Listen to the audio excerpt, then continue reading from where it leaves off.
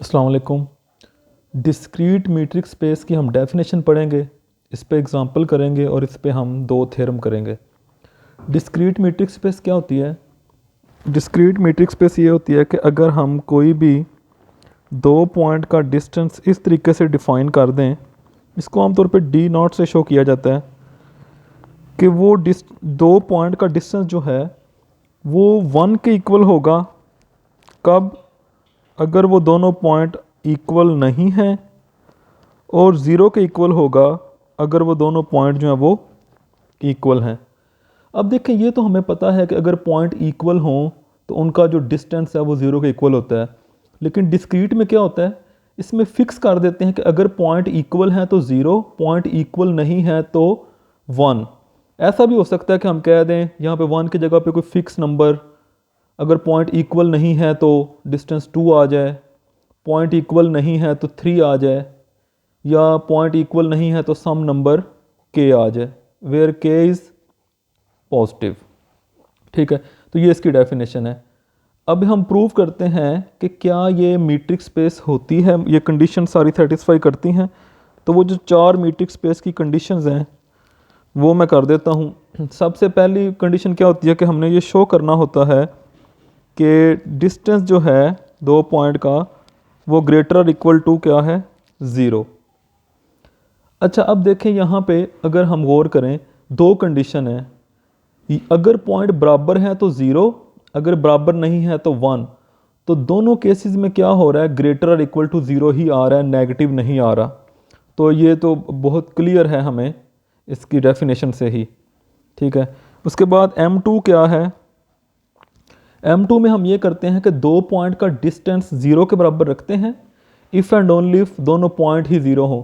तो ये भी it is obvious from the definition. ये देखें, डेफिनेशन में ये क्लियर है कि दो पॉइंट का डिस्टेंस ज़ीरो होगा जब पॉइंट बराबर होंगे। तो सेकंड कंडीशन में हम ये करते थे कि दो पॉइंट का डिस्टेंस जो है अगर वो ज़ीरो के इक्वल है, if and only if points are equal. तो ये तो डेफिनेशन में है। ये देखें, अगर पॉइंट इक्वल हैं तो डिस्टेंस क्या है, वो ज़ीरो है। ठीक है, M3 करते हैं, थर्ड कंडीशन। थर्ड कंडीशन में हम ये बताते हैं कि डिस्टेंस x का y से इक्वल होता है y का x से। अब यहाँ पे दो बातें हैं, दो केस हैं। अगर हम कहते हैं कि x का y से डिस्टेंस इक्वल टू 1 है, तो अगर हम देखें यहाँ पे दो पॉइंट का डिस्टेंस जो है अगर 1 के इक्वल है, तो यहाँ से क्या कंडीशन है उसकी कि पॉइंट्स दोनों फिर इक्वल नहीं हैं। तो हम यहाँ से ये कह सकते हैं कि अगर डिस्टेंस x का y से 1 है तो डिस्टेंस y का x से फिर क्या होगा, डेफिनेटली वो भी 1 होगा। जितना पॉइंट A से B दूर होता है उतना ही B से A दूर होता है। तो हम यहाँ पे कह सकते हैं कि दोनों की लेफ़्ट साइड इक्वल है तो राइट साइड भी इक्वल हैं। तो यहाँ से ये प्रूव हो गया, x distance from x to y is equal to distance from y to x। ये इसकी थर्ड कंडीशन होती है। और इसी तरह केस 2 भी है कि अगर आप कहते हैं कि डिस्टेंस x और y का ज़ीरो के इक्वल है, कब? अगर पॉइंट दोनों इक्वल हैं। तो यहाँ पे भी हम कह सकते हैं कि डिस्टेंस फिर y का x से क्या होगा, वो भी ज़ीरो होगा। कब? जब y is equal to x होगा। तो यहाँ से भी ये दोनों इक्वल आ गए। अच्छा, असल काम इसका हम करते हैं M4 पे। M4 में कुछ केसेस बनेंगे। केस 1 ये बनेगा, अगर आप कहते हैं तीनों पॉइंट ही इक्वल हैं, x is equal to y is equal to z, क्योंकि देखें ना यहाँ पे हमने इक्वल और नॉट इक्वल की कंडीशंस बनानी है। तो ये देखें, डिस्टेंस जो होगा x का z से और डिस्टेंस जो होगा x का y से प्लस डिस्टेंस y का z से। x और y आपस में क्या है, देखें सारे नंबर ही बराबर हैं, तो इसका मतलब है x और z क्या है, बराबर हैं। डिस्टेंस होगा ज़ीरो, क्योंकि अगर बराबर होंगे तो क्या आएगा, ज़ीरो आएगा। x और y आपस में बराबर हैं, ज़ीरो। y और z भी बराबर हैं, ज़ीरो। तो इसका मतलब है ये तो इक्वल आ गया। जबकि हमने प्रूव क्या करना है, हमने प्रूव करना है लेस आर इक्वल, लेकिन फ़िलहाल ये इक्वल हो गया। केस 2 में क्या करेंगे, केस 2 में आप किसी एक को इक्वल कर दें और किसी एक को not equal. x is equal to y is not equal to z, ये कर दें। अब डिस्टेंस लें, x का z से distance, distance x to y plus distance y to z। अब इनकी वैल्यूज़ लगाएं। ये देखें x और y तो इक्वल हैं, तो उनकी जगह पे क्या आ जाएगा 1, प्लस y और z क्या हैं नॉट इक्वल, उनकी जगह पे अगर इक्वल हैं तो 0, y और z इक्वल नहीं है तो क्या आएगा 1। अच्छा, अब यहाँ पे x और z क्या हैं, तो ये x और z जो हैं ये अक्सर स्टूडेंट कंफ्यूज्ड हो जाते हैं, तो इसका मैं आपको तरीका बताता हूँ। देखें यहाँ पे डायरेक्ट इसको कंपेयर ना करें, x को z के साथ करना है ना कि वो इक्वल है या नॉट इक्वल है। तो आप ये देखें x y के इक्वल है, ठीक है, इसका मतलब है कि जो y z के साथ होगा वही x भी z के साथ होगा, क्योंकि x और y दोनों इक्वल हैं। तो y not equal to z है, तो इसका मतलब है x भी नॉट इक्वल टू z होगा, तो यहाँ पे भी क्या आएगा 1। तो ये दोबारा फिर इक्वल ही आ गया, 1 इज इक्वल टू 1। केस 3 में आप ये करें x not equal to y equal to z, तो दोबारा फिर डिस्टेंस x का z से, distance x to y plus distance y to z। अब x और z क्या हैं, ये इनकी वैल्यूज लगाते हैं। चलें पहले ये देखें, x और y इक्वल नहीं हैं, 1 आ जाएगा, y और z इक्वल हैं, 0 आ जाएगा। x और z क्या हैं ये देखने के लिए दोबारा फिर हम क्या करेंगे, x को z के साथ करना है। देखें z जो है वो क्योंकि y के इक्वल है, अब जो y x के साथ है वही z भी होगा x के साथ, क्योंकि वो दोनों आपस में बराबर हैं, तो वो नॉट इक्वल है। फिर यहाँ पे 1 आ गया, ये अगेन इक्वल आंसर आ गया। अब last case 4, x not equal to y not equal to z, ये कर दें। तो अब क्या होगा, डिस्टेंस x का z से, distance x to y plus distance y to z, कोई भी किसी के बराबर नहीं है, ये भी 1, ये भी 1 और ये भी 1। अब ये देखें ये लेस हो गया, 1 लेस देन 2 होता है, अब ये लेस हो गया। तो अगर आप इन चारों केसेस को कंबाइन करेंगे, पहले इक्वल आ रहा था अब लेस हो गया, तो ये बन जाएगा distance x to z is less or equal distance x to y plus distance y to z। तो ये लास्ट प्रॉपर्टी जो है ट्राईएंगुलर प्रॉपर्टी, ये सेटिस्फाई हो गया। तो इसका मतलब है कि ये डिस्क्रीट स्पेस की जो डेफिनेशन है वो मीट्रिक स्पेस को सेटिस्फाई कर रही है। अब हम एक दो थ्योरम करते हैं इस रिलेटेड, सिंपल थ्योरम है। अच्छा, पहला थ्योरम ये है कि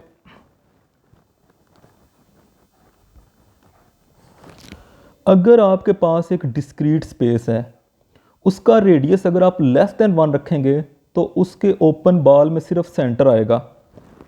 open ball in discrete space having radius less than 1 contains only center, contains only its center। मतलब क्या, अगर आप डिस्क्रीट मीट्रिक स्पेस के अंदर एक ओपन बॉल बनाते हैं और उसका रेडियस रखते हैं लेस देन 1, तो उस ओपन बॉल के पास कुछ भी नहीं होगा सिवाय उसके सेंटर के। इसका प्रूव करते हैं। Let x, d be a discrete space, discrete metric space। एक ओपन बॉल लेते हैं b इंटू x0, r, ठीक है। अच्छा, इसका रेडियस क्या है, रेडियस इसका लेस देन 1 है। हमने क्या प्रूव करना है, इस ओपन बॉल के पास सिर्फ क्या है, सेंटर है। तो हम लेट करते हैं नहीं, इस ओपन बॉल के पास सेंटर के अलावा भी एक पॉइंट है x, जो कि कंटेन करता है इस ओपन बॉल को। अब अगर ये पॉइंट इस ओपन बॉल के अंदर है तो डेफिनेटली जो डिस्टेंस होगा इस पॉइंट का सेंटर से वो क्या होगा, वो लेस देन रेडियस होगा। ये देखें, मैंने आपको ये लास्ट लेक्चर में बताया था। हमने कहा कि फ़र्ज़ करें ये वो ओपन बॉल है, ये सेंटर है। हमने प्रूव करना है इसके पास सिर्फ सेंटर है, तो हमने कहा नहीं, एक और पॉइंट x भी है। तो इसका मतलब ये होगा कि ये जो सेंटर से इस पॉइंट का डिस्टेंस है डेफिनेटली वो लेस दैन रेडियस होगा। तो ये हमने कह दिया। अब यहाँ पे ये है कि रेडियस की वैल्यू क्या है, रेडियस तो लेस दैन 1 है, तो इसका मतलब है कि हम कह सकते हैं कि लेस दैन 1 हो गया। अच्छा, अब दो पॉइंट का डिस्टेंस अगर लेस दैन 1 है, मतलब दो पॉइंट का डिस्टेंस 1 से छोटा है, तो ठीक है वो पॉइंट्स में हो सकता था, लेकिन डिस्क्रीट स्पेस में ऐसा नहीं होता। यहाँ पे दो ही ऑप्शन है, या डिस्टेंस 1 है या फिर 0 है। तो दो पॉइंट का डिस्टेंस अगर 1 से छोटा है तो इसका मतलब है उन दोनों पॉइंट का डिस्टेंस क्या है, इक्वल टू 0 है। तो अगर दो पॉइंट का डिस्टेंस 0 के इक्वल हो तो पॉइंट दोनों क्या होते हैं, पॉइंट दोनों बराबर होते हैं। इसका मतलब है जो आपने ये कहा ना कि इस ओपन बॉल के अंदर एक पॉइंट x भी है, वो x कोई और नहीं है, वो आपका सेंटर ही है, लिहाजा इस ओपन बॉल में सिर्फ क्या है, वो सेंटर है।